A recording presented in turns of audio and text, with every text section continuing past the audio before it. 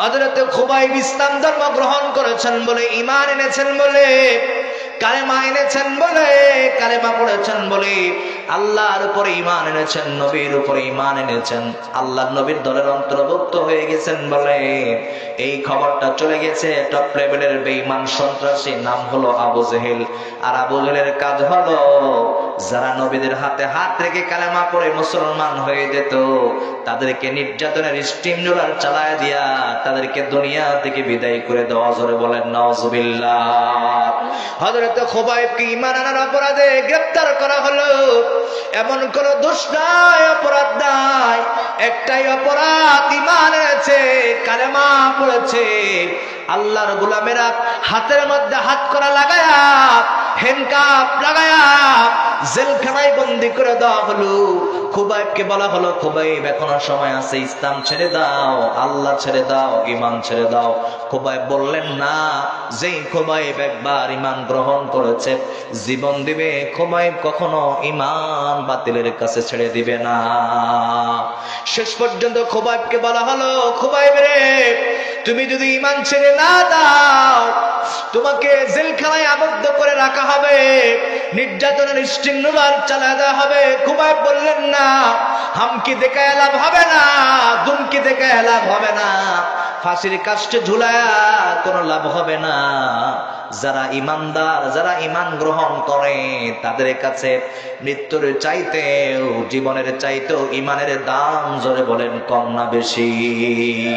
সুতরাং খুবাইবকে যদি 100 বার আল্লাহ এই দুনিয়ার জমিনে পাঠায় দেয়, একবার নয়, দুইবার নয়, শাহাদাত বরণ করব 100 বার। যতবার পৃথিবীতে আসবো ততবার আমি ইসলামের জন্য, ঈমানের জন্য শাহাদাত বরণ করব। আর যারা সত্যিকারী অর্থে মুমিন হয়, মুত্তাকি হয়, ঈমানদার হয়ে যায়, তারা কখনো জীবনের পরোয়া করে না, তারা আল্লাহর কাছে শাহাদাতের তামান্না পোষণ করে। ঠিক কিনা? আমার প্রাণপ্রিয় ভাইরা,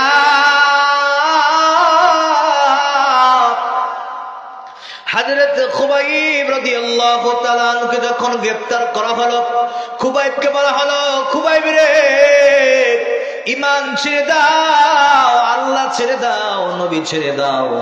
যদি ঈমান ছেড়ে না দাও তাহলে নির্মম নির্যাতন, নিপীড়ন তোমার উপরে নেমে আসবে। আল্লাহর গোলামেরা, আল্লাহর বান্দা বান্দিরা, খুবাইব বললেন, প্রয়োজনে জীবন দিব, শরীরের তাজা রক্তগুলো ইসলামের জন্য ঢেলে দিব, প্রয়োজনে আমি জীবন দিব, কিন্তু দামি ঈমান আমি কখনো ছেড়ে দিব না। আল্লাহর বান্দারা শেষ পর্যন্ত তাকে তালাবদ্ধ করে দিয়া, জানালা বন্ধ করে দিয়া, দরজা বন্ধ করে দিয়া, তাফসীরে কিতাবের মধ্যে আসছে একটা ঘরের মধ্যে আবদ্ধ করা হলো। একদিন নয়, 2 দিন নয়, 3 দিন খানা বন্ধ করে দেওয়া হলো। খুবাইবকে বলা হলো, খুবাইব রে, তুমি যদি ঈমান ছেড়ে না দাও, ইসলাম ছেড়ে না দাও, তাহলে তোমার খানা বন্ধ করে দেওয়া হবে। খানার অভাবে হয়তোবা তুমি দুনিয়া থেকে বিদায় হয়ে চলে যাবে। খুবাইবের একটা কথা, জীবন দিব, কালেমা ছাড়বো না, ঈমান দিব না। আল্লাহর গোলামেরা, শেষ পর্যন্ত খুবাইবকে বন্দী করা হলো জেলখানার ভিতরে। একদিন চলে যায়, খাবার দেওয়া হয় না। 2 দিন চলে যায়, খাবার দেওয়া হয় না। 3 দিন চলে যায়, কোনো খাবার দেওয়া হয় না। 3 দিন যখন অতিবাহিত হয়ে যায়, আবু জেহেলের চেলা চামুন্ডারা মনে করছে হয়তো বা আল্লাহর বান্দা খুবাইব দুনিয়া থেকে বিদায় হয়ে চলে গেছে। এই জন্য ওকিঝুঁকি মারছেন দরজার ফাঁক দিয়া, জানালার ফাঁক দিয়ে ওকিঝুঁকি মেকে দেখতেছে খুবাইব জিন্দা আছে নাকি মারা গেছে। আল্লাহর গোলামেরা জানালার ফাঁক দিয়ে যখন ওকিঝুঁকি মারতেছে, তাকায় দেখতেছেন না, না, আল্লাহর বান্দা মরে না, বরং যার উপরে ঈমান আনবার কারণে এত নির্যাতন, নিপীড়ন নেমে এসেছে, আল্লাহর বান্দা সেই আল্লাহর কদমে সিজদায় পড়ে আছে। একটু চিৎকার মেরে বলেন আল্লাহু আকবার। আরো জোরে বলেন ভাইরা, আল্লাহু আকবার। আল্লাহর গোলামেরা, ঈমানদাররা, যত কষ্ট বেড়ে যায় ইমানদার তত বেশি আল্লাহর নিকটে হয়ে যায়। এই জন্য আল্লাহর নবী বিশ্ব নবী সাল্লাল্লাহু আলাইহি ওয়াসাল্লাম ডাক দিয়ে বলেছেন, আমার সাহাবারা যখন কোনো বিপদগ্রস্ত হবা নামাজের মধ্যে দাঁড়ায় যাবা, ঋণগ্রস্ত হয়ে গেছে নামাজের মধ্যে দাঁড়ায় যাবা, অসুস্থতার মধ্যে পড়ে গেছো নামাজের মধ্যে দাঁড়ায় যাইবা, যত কষ্টের মধ্যে থাকো না কেন নামাজের মধ্যে তুমি যদি দাঁড়ায়া চোখের পানি ছেড়ে দিয়ে আল্লাহর কাছে চাইতে পারো, আল্লাহ বলেছেন ওয়াস্তাঈনু বিস-সাবরি ওয়াস-সালাহ, ধৈর্য এবং নামাজের মাধ্যমে যেই বান্দা আল্লাহর কাছে চাইবে, আল্লাহ বলেন নাকের ডগা পর্যন্ত পানিগুলো পৌঁছার পূর্বে বান্দার সব দোয়াগুলো আমি আল্লাহ কবুল করে নেই। আল্লাহর বান্দা খুবাইব যখন সিজদায় পড়ে ক্রন্দন করতেছে, আল্লাহর বান্দা বান্দিরা, আবু জেহেলের কাছে তখন খবর দেওয়া হলো, নেতাজি যাকে আপনি নির্মম নির্যাতন চালিয়েছেন, 3 দিন পর্যন্ত খানা বন্ধ করে দিয়েছেন, ও নেতা 3 দিন পর্যন্ত খানা বন্ধ করে দিয়েছেন, মনে করেছেন হয়তোবা দুনিয়া থেকে সে বিদায় হয়ে চলে যাবে। না না, সে দুনিয়া থেকে বিদায় হয় নাই, বরং তার আল্লাহর কদমে সিজদায় পড়ে আছে। দরজা খোলা হলো, ঘরের মধ্যে তাশরিফ আনলেন। আবু জাহেল জিজ্ঞাসা করছেন, এই খুবাইব বলো বলো, তোমার কাছে জানতে চাই তুমি সিজদায় পড়ে আছো, এত সুন্দর খাবার তোমার সামনে পরিবেশন করলো কে? এত সুন্দর খাবার আমি আবু জেহেল তো কখনো দেখি নাই। আবু জেহেলের ধারণা হইল আমার চেলা চামুন্ডারা আমার সঙ্গে বেঈমানি করেছে, আমার সঙ্গে নাফরমানি করেছে, আমি হয়তো 3 দিন খানা বন্ধ করে দিয়েছি, চুপি চুপি অন্ধ করে রাত্রিতে হয়তো বা কেউ খাবার দিয়ে গেছে, কিন্তু আল্লাহ বান্দারা সে খাবার দেয় নাই। খুবাইবকে যখন জিজ্ঞাসা করা হয় এত সুন্দর খাবারের ব্যবস্থা করলেন কে? খুবাইব রাদিয়াল্লাহু তাআলা আনহু শাহাদাত আঙ্গুল উত্তোলন করে বললেন, ইশারা দিয়া বললেন, এত সুন্দর খাবার দুনিয়ার কোন মানুষ সংগ্রহ করে আমাকে দেয় না, বরং এত সুন্দর খাবার আসমানের মালিক আল্লাহ জান্নাত থেকে পাঠিয়ে দিয়েছে। এ মুসলমানেরা, যেই দুনিয়ার মুসলমানের ইমানদারে কেউ থাকে না, ইমানদারের বিরুদ্ধে যদি মা দাঁড়িয়ে যায়, ইমানদারের বিরুদ্ধে যদি বাবা দাঁড়িয়ে যায়, ইমানদারের বিরুদ্ধে সারা দুনিয়ার মানুষ যদি দাঁড়ায় যায়, আল্লাহ বলেন গোলাম তোমার বিরুদ্ধে সবাই দাঁড়িয়ে যাবে, এক আল্লাহ আমি তোমার পক্ষে। আমি আল্লাহ বলে দিলাম, ইমানের প্রতি অটল অবিচল থাকবার কারণে আমি আল্লাহ তোমার সাহায্যকারী হয়ে যাব। খুবাইব রাদিয়াল্লাহু তাআলা আনহু বললেন, এই খাবার আসমানের মালিক আমার জন্য ব্যবস্থা করে দিয়েছেন। মুহূর্তের ভিতরে আরো নির্মম নির্যাতন শুরু হয়ে গেল, লাঠি চার্জ করা হলো। খুবাইবকে বলা হলো এখনো সময় আছে, ঈমান ছেড়ে দাও। খুবাইব বললেন, না আমি ঈমান ছেড়ে দিব না। আবু জেহেল তখন বললেন, মক্কা মদিনায় ঢোল তবলা বাজায়া প্রচার করে দাও, খুবাইবকে শুলের মধ্যে চড়ায়া ফাঁসির কাস্টে ঝুলায়া তাকে দুনিয়া থেকে বিদায় করে দেওয়া হবে। শেষ পর্যন্ত খুবাইবকে প্রস্তাব দেওয়া হলো, খুবাইব রে এখনো তোমার সময় আছে, ঈমান ছেড়ে দাও। খুবাইব বললেন, না আমি জীবন দিব, আমি ঈমান দেব না। শেষ পর্যন্ত ঢোল তবলা বাজায়া সারা দুনিয়ার মানুষের কাছে খবর পৌঁছায় দেওয়া হলো, একজন ঈমানদারকে দুনিয়া থেকে বিদায় করে দেওয়া হবে। আবু জেহেলের টার্গেট হলো একজন ঈমানদারকে যদি শত শত মানুষের সামনে ঝুলাইয়া মৃত্যুর দণ্ডে দণ্ডিত কইরা দুনিয়া থেকে যদি বিদায় করে দেওয়া হয়, দুনিয়াতে কোনো আনেওয়ালা মানুষ আর কোনোদিন ঈমান আনতে পারবে না। জোরে বলেন নাউজুবিল্লাহ। ও আল্লাহর বান্দা বান্দিরা, শেষ পর্যন্ত খুবাইবকে মরু প্রান্তরে নিয়ে যাওয়া হলো। খুবাইবকে বলা হলো, রে খুবাইব তুমি দুনিয়া থেকে বিদায় হয়ে চলে যাইবা, খুবাইব রে, তুমি যেহেতু ফাঁসির আসামি, তোমাকে একটা অপশন দেওয়া হলো, মৃত্যুর পূর্বে হৃদয়ে কোনো তামান্না থাকলে তুমি বলতে পারো। হৃদয় যে তামান্না আছে মৃত্যুর আগে বললে সেটা আমরা পূরণ করব। খুবাইব রাদিয়াল্লাহু তাআলা দু চোখের পানি ছেড়ে দিয়ে বললেন, আমার জীবনে এমন কোনো আশা নাই, এমন কোনো তামান্না নাই, এমন কোনো ভরসা নাই যে আল্লাহর জন্য আমার জীবনটা আমি উৎসর্গ করে দিলাম। মৃত্যুর মুহূর্তে ওই আল্লাহর কদমে দুইটা সেজদা দিতে চাই। আল্লাহু আকবার বলেন। এটা হলো প্রকৃত ঈমানদার। ঈমান রক্ষার জন্য জীবন দিয়ে দেয়, ঈমান রক্ষার জন্য হাসি মুখে ফাঁসির কাষ্টে দাঁড়ায় যায়, তারপরে ঈমান ছেড়ে দেয় না। এটার নাম হলো আমিনু কামা আমানান নাস। সাহাবায়ে কেরাম এইভাবে ঈমান এনেছে। আল্লাহর গোলামেরা খেয়াল করেন, ওই ফাঁসির কাষ্টে যদি আমি হতাম, ওই ফাঁসির কাষ্টে যদি আপনি হতেন, আপনাকে যদি অপশন দেওয়া হতো মৃত্যুর আগে আপনার হৃদয়ে তামান্না কি, হয়তো আমি বলতাম আমার ছোট কলিজার টুকরা সন্তানের সঙ্গে দেখা করতে চাই, আমার গর্ভধারিণী মার সঙ্গে দেখা করতে চাই, আমি আমার বাবার সঙ্গে দেখা করতে চাই, আমি আমার গুরুত্বপূর্ণ কথাগুলো আমার সহধর্মিণীকে বলতে চাই। হয়তো বা এই কথাগুলো বলতাম, কিন্তু খুবাইব এমন ঈমানদার। খুবাইব বললেন, আমি কাউকে চাই না, আমি যেহেতু শাহাদাতের তামান্না পোষণ করেছি এই জন্য আল্লাহর কদমে দুইটা সেজদা দিতে চাই। তাকে যখন সুযোগ দেওয়া হলো, আল্লাহর বান্দা দু চোখের পানি ছেড়ে দেয়া বুকটা ভিজায় ক্রন্দন করে, এত বেশি কান্না করছে, দাড়িগুলো ভিজে, বুকটা পর্যন্ত ভিজে যায়। খুবাইব যখন সেজদায় পড়লেন, ক্রন্দন করলেন, সেজদা থেকে মাথা উত্তোলন করলেন, দুহাত তুলে আল্লাহর দরবারে দোয়া করলেন আর বললেন, আল্লাহ, আমি আমার ঈমান রক্ষার জন্য জীবনটাই উৎসর্গ করে দিলাম।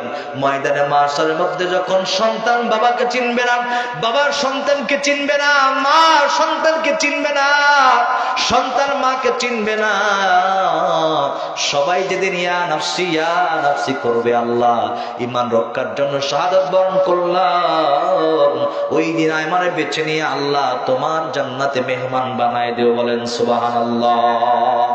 শেষ পর্যন্ত খুবাইবের সালাত যখন শেষ হয়ে গেল, আল্লাহর দরবারে আরজ করলেন, তামান্না করলেন, চোখের পানি ছেড়ে দিয়ে ক্রন্দন করলেন। হাসি মুখে খুবাইব রাদিয়াল্লাহু তাআলা সুরের মধ্যে চড়ে দেওয়া হলো, গলার মধ্যে রশি লাগায় দেওয়া হলো। আমার প্রাণপ্রিয় ভাইরা, দুইটা হাত বাঁধা হলো, দুইটা পা বাঁধা হলো। ডান হাতের মধ্যে পেরেক মারা হলো, ফিনকি দিয়া রক্ত বের হয়। বাম হাতের মধ্যে পেরেক মারা হলো, ফিনকি দিয়া রক্ত গুলো টপ টপ করে গলে গলে জমিনে পড়ছে। কিন্তু আল্লাহর কি কারিশমা, আল্লাহর বান্দা আহ ও বলে শব্দ পর্যন্ত করছে না। তাকে যত বেশি কষ্ট দেওয়া হয় মুখের মধ্যে তত বেশি হাসি ফুটে উঠতেছে। আবু জেহেল বলতেছে, খুবাইব রে, তোমাকে কষ্ট দেওয়া হয় কিন্তু তুমি কেন কষ্ট পাও না? তোমার চোখের মধ্যে কেন পানি নাই? জবানে মুস্কি হাসি। খুবাইব বলতেছেন, এই বেঈমানের দল, তোমরা জানো না যে ইমানদারকে যত বেশি কষ্ট দেওয়া হয়, যে ইমানদার শাহাদাতের তামান্না পোষণ করে, আল্লাহর হাবিব সাল্লাল্লাহু আলাইহি সাল্লাম বলেছেন, যেই মুমিন মুত্তাকি শাহাদাত তামান্না পোষণ করে, শাহাদাত হয়ে যায়, মৃত্যুর সময় তার বিন্দু পরিমাণ কষ্ট হয় না। আল্লাহর হাবিব হাদিস শরীফের মধ্যে উপমা দিয়েছে, 6 মাসের একটা সন্তান মায়ের বুকের দুগ্ধ খাইতে খাইতে আস্তে করে যেমন ঘুমায় যায়, বুঝতে পারে না। আল্লাহর বান্দারা, একজন ইমানদার যখন শাহাদাতের তামান্না পোষণ করে ইন্তেকাল করে, ওই মুহূর্তে তার কোনো কষ্ট হয় না, তার জীবনটাকে একবারে স্বল্প কষ্ট দিয়ে তার রূহটাকে কবজ করানো হয়। জোরে বলি একবার সুবহানাল্লাহ। খুবাইব বলেন, আমি যেহেতু ইমানদার, ঈমান রক্ষার জন্য জীবন দিলাম, আমার কোনো কষ্ট হয় না। এই বেঈমানের দল, বরং আমি সামনের দিকে তাকায় দেখতেছি, আসমান থেকে আল্লাহর পাঠানো একদল ফেরেশতা হাতের মধ্যে করে নিয়ে জান্নাত আসমান দিকে নিয়ে এসেছে, আমার সামনে ধরে রেখেছে, আমাকে হাত সামনে দিয়ে ডাকতে বলতেছেন, খুবাইব রে, তোমার কোনো টেনশন নাই, তোমার কোনো চিন্তা নাই, তোমার কোনো ভাবনা নাই, তোমার কোনো পেরেশানি নাই খুবাইব। শাহাদাত বরণ করবা, আল্লাহর জান্নাতের মেহমান হয়ে যাবা। এ আবু জেহেল, ওই জান্নাতের মধ্যে দেখতেছি আর হাসতেছি। শেষ পর্যন্ত খোবাইবকে শুলের মধ্যে চড়ায় যখন ফাঁসির কাস্টে ঝোলায় দিয়ে দিল, খোবাইব রাদিয়াল্লাহু তাআলা আনহু কালেমা তয়বা পড়তে পড়তে জান্নাতে মেহমান হয়ে গেল। বলেন সুবহানাল্লাহ। এটা হলো সাচ্চা ঈমান। যেই মুমিন, যেই মুত্তাকি বান্দা বান্দি ঈমানের উপরে অটল অবিচল থাকবে, নির্ভেজাল ঈমান গ্রহণ করবে, আল্লাহর হাবিব বলেছেন অবশ্যই আল্লাহ তাকে পরীক্ষা করবেন। যেভাবেই হোক আল্লাহ রব্বুল আলামিন তাকে পরীক্ষা করবেন। রব্বুল আলামিন বলেন, ওয়ালা নাবলুওয়ান্নাকুম বিশাইইম মিনাল খাউফি ওয়াল জুই ওয়া নাকসিম মিনাল আমওয়ালি ওয়াল আনফুসি ওয়াস সামারাত ওয়া বাশশিরিস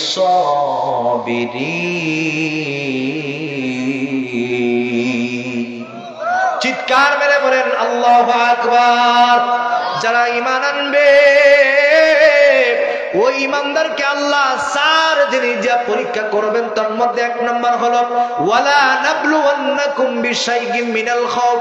আল্লাহ বলেন অবশ্যই অবশ্যই আমি সর্বপ্রথম তাদেরকে ভয় দেয়া পরীক্ষা করব।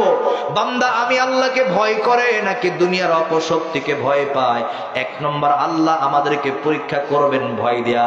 সুতরাং আল্লাহর বান্দারা, আপনার ঈমানের উপরে হামকি দমকি আসবে, মামলা আসবে, নির্যাতন আসবে, সব কিছুকে অপেক্ষা করে যদি ঈমানের প্রতি অটল অবিচল থাকতে পারেন, আল্লাহকে ভয় করতে পারেন, আল্লাহর কসম জান্নাতে যাওয়া দুনিয়ার কোন মানুষ ঠেকাতে পারবে না। বলেন মারহাবা।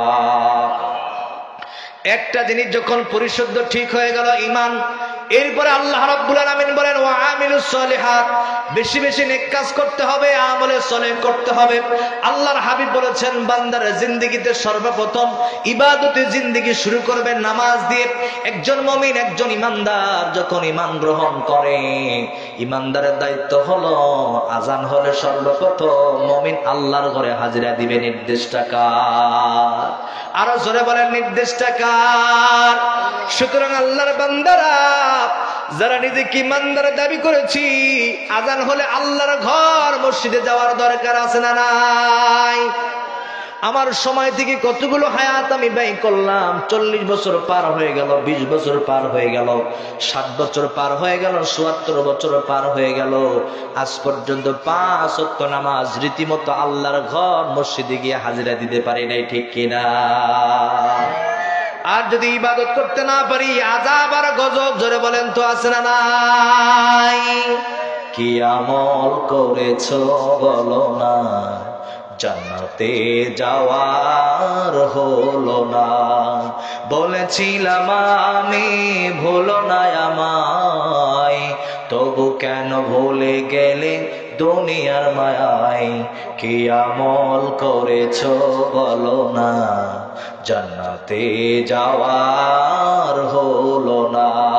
জোরে বলেন মারহাবা। আরো চিৎকার মেরে বলেন মারহাবা। সুতরাং ঈমান আনার পরে 1 নম্বর দাবি হলো আজান হলে মসজিদে যাওয়ার দরকার আছে না নাই? জীবনে পশ্চিম দিকে আজান খাইলাম না আর নিজেকে ঈমানদার দাবি করলাম, খবরদার ঈমানের দাবিতে আপনি এখনো সত্যবাদী হইতে পারেন নাই। সুতরাং আল্লাহর বান্দারা, ঈমান আর আমল যদি ঠিক করতে চান, বর্তমান কওমি মাদ্রাসার বিকল্প কোনো রাস্তা থাকতে পারে না, ঠিক কিনা? সুতরাং আপনাদের সন্তানগুলোকে মাদ্রাসায় দেওয়ার দরকার আছে না নাই? আরো জোরে বলেন আছে না নাই? আপনার সন্তানগুলোকে মাদ্রাসায় দিবেন, সুশিক্ষায় শিক্ষিত করবেন। আল্লাহর কসম, আল্লাহর কসম, আল্লাহর কসম, যখন কোন হাফেজে কোরআন, যখন কোন আলেম মা বাবার কবরের সামনে দাঁড়ায় একবার বলবে রব্বির হামহুমা কামা রব্বায়ানি সগীরা, শুধু এই দোয়াটা একবার পাঠ করবে, ওই মা বাবার কবরখানা আল্লাহ পাক জান্নাত বানায় দিতে দেরি করবেন না। সুতরাং মায়েরা, ওই মার কপালটা কত ভালো, যেই মার সন্তান হাফেজে কোরআন, ওই বাবার কপালটা বড্ড কত ভালো, যেই বাবার সন্তানটা আলেম, মুফতি, মুফাসসির, ইন্তেকাল করলে সর্বপ্রথম জানাজার কাতারে দাঁড়ায়া জানাজার নামাজ সমাপ্ত করবে। সবাই কবর থেকে চলে যাবে, সন্তান যাবে না, বরং শিহরে দাঁড়ায়া দাঁড়ায়া ওই পিতা মাতার জন্য দোয়া করবে। আমার প্রাণপ্রিয় ভাইরা, আমাদের সন্তানগুলোকে যদি নেককার সন্তান বানাতে চান, তাহলে এই মক্তব মাদ্রাসাগুলি দেওয়ার দরকার আছে না নাই? আল্লাহ রাব্বুল আলামিন সূরা হকের মধ্যে জানায় দেন, ইন্নাহু লাকুরআনুন কারীম। জোরে বলি আল্লাহু আকবার। আল্লাহ কোরআন নাজিল করে বলেছেন, নিশ্চয়ই এটা সম্মানিত কিতাব, ঘোষণাকার। এই পৃথিবীর জমিনে একটা একটা করতে করতে আল্লাহ 104খানা কিতাব এই পৃথিবীর জমিনে নাজিল করেছিলেন। তার মধ্যে সব কিতাবগুলোকে আউট করে দিয়া, ডিলিট করে দিয়া জাতির হেদায়েতের জন্য, কল্যাণের জন্য একটা কিতাব কনসেপ্ট করেছেন, সেটা হলো কোরআন, কৌরফ্লাইট কোরআন। আর এই কোরআনকে জাতির হেদায়েত এবং কল্যাণের জন্য নাজিল করে আল্লাহ বলেন, নবীজি আপনি বলেন, ইন্নাহু লাকুরআনুন কারীম, নিশ্চয়ই এটা সম্মানিত কিতাব। এই কোরআন তেলাওয়াত করবে যারা, কোরআনকে সম্মান করবে যারা, কোরআনকে ভালোবাসবে যারা, আমি আল্লাহ আখিরাতে এবং দুনিয়াতে আমি আল্লাহ সর্বোচ্চ ইজ্জত তাদের বাড়ায় দিব। ইমাম ফখরুদ্দিন রাজি রহমাতুল্লাহি আলাইহি এই আয়াতের তাফসীর করতে গিয়ে বলেন, ও আল্লাহর বান্দা বান্দিরা, একজন মানুষকে যখন কবরে দেওয়া হবে, কবরে দেওয়ার পরে দুইজন ফেরেশতা আসবে, মুনকার আর নাকির। তারা ওই বান্দাকে কবরে রেখে দেওয়া ওই বান্দাকে 3টা প্রশ্ন করবে। আল্লাহর গোলামেরা এই 3টা প্রশ্ন করবে কিন্তু আরবি ভাষায়, কারণ ফেরেশতাদের ভাষা হলো আরবি, আসমানের ভাষা আরবি, জান্নাতের ভাষা আরবি, আল্লাহর ভাষা হলো আরবি।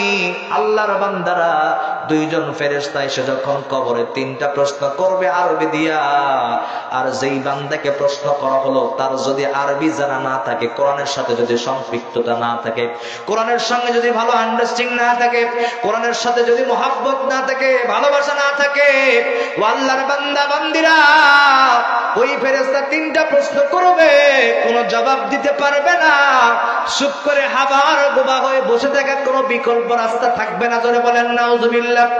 সুতরাং কবরে যদি ভালো থাকতে চান, কবরটা যদি জান্নাতের বাগান বানাইতে চান, ও আল্লাহর বান্দারা, আপনার সন্তানগুলোকে এবং নিজেও কোরআন শেখার দরকার আছে না নাই?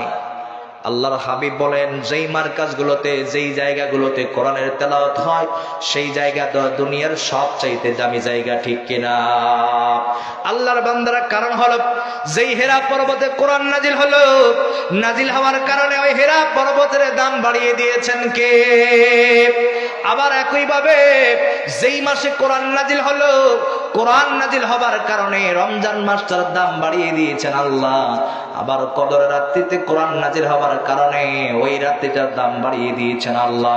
আবার যেই নবীর উপরে কোরআন নাজিল করেছেন আল্লাহ, ওই কোরআন নাজিল করার কারণে আমার নবীকে শ্রেষ্ঠ নবী হিসেবে ঘোষণা করে দিলেন কে?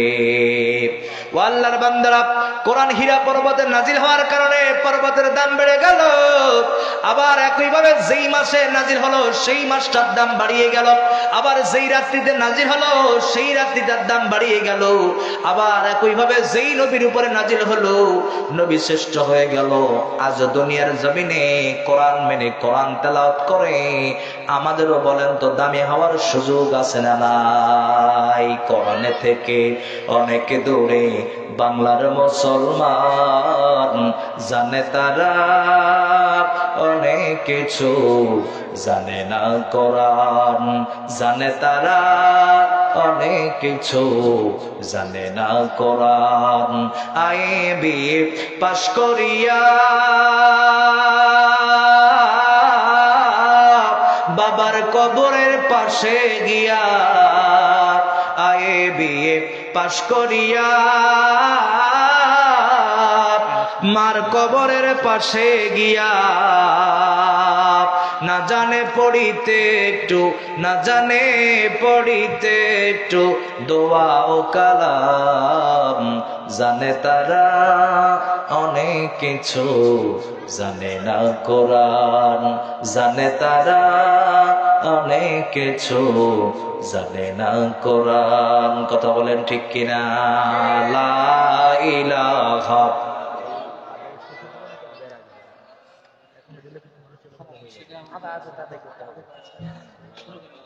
সুবহানাল্লাহ ওয়ালহামদুলিল্লাহ লা ইলাহা, আরো জোরে লা ইলাহা। পাখির গানে গানে, হাওয়ারে তানে তানে, পাখির গানে গানে, হাওয়ারে তানে তানে। ওই নামেরে সুর শোনা যায়, ওই নামেরে গান শোনা যায়। রকিম পাগল পারা ইল্লাল্লাহ ইল্লাল্লাহ সুবহানাল্লাহ ওয়ালহামদুলিল্লাহ লা ইলাহা, জোরে লা ইলাহা, লা ইলাহা ইল্লাল্লাহু মুহাম্মাদুর রাসূলুল্লাহ। সবাই চিৎকার মেরে পড়ছি সাল্লাল্লাহু। সেই কোরআনের পক্ষে থাকার দরকার আছে না নাই? কারা কারা আছেন দুহাত তুলে আল্লাহকে দেখান। আল্লাহ সবাইকে আল কোরআনের জিন্দার সৈনিক বানায় দেন, পড়েন আমিন। আজকে এই তাফসীরুল কোরআন হামিদ সুন্নাহ কওমি মাদ্রাসার উন্নয়ন কল্পে আয়োজিত মাহফিলে, যেখানে কোরআনের তালিম তরবিয়তের শিক্ষা দেওয়া হয়, রাসূল বলেছেন খায়রুকুম মান তাআল্লামাল কোরআন ওয়া আল্লামা, যে কোরআন শেখে এবং শিখায়, এই দুই মানুষ হলো পৃথিবীর শ্রেষ্ঠতম মানুষ। বলেন মারহাবা, আর জোরে বলেন মারহাবা। অনেক মানুষ আছে আজ পর্যন্ত কোরআন শুদ্ধ করে পড়তে পারি না, এমনও মানুষ বসে আছে শুদ্ধ তো দূরের কথা, আজ পর্যন্ত তেলাওয়াতই শিখতে পারি নাই। ঠিক কিনা বলেন? এই পৃথিবীতে অসংখ্য মানুষ আছে, অসংখ্য দার্শনিক আছে, কোরআন শিখতে পারে নাই, কিন্তু কোরআনকে মহব্বত করছে, কবরে চলে গেছে শুধুমাত্র কোরআনের সঙ্গে একটু সুসম্পর্ক থাকবার কারণে তার কবরখানা আল্লাহ জান্নাতের টুকরা বানিয়ে দিয়েছে। ভাই জানি না কবে মালাকুল মউত আজরাইল আমাদের সামনে দাঁড়িয়ে যাবে। হয়তো কোরআন শিক্ষা করার সুযোগও নাও হইতে পারে, কিন্তু হামিয়ে সুন্নাহ মাদ্রাসার সাথে যদি একটু সম্পর্ক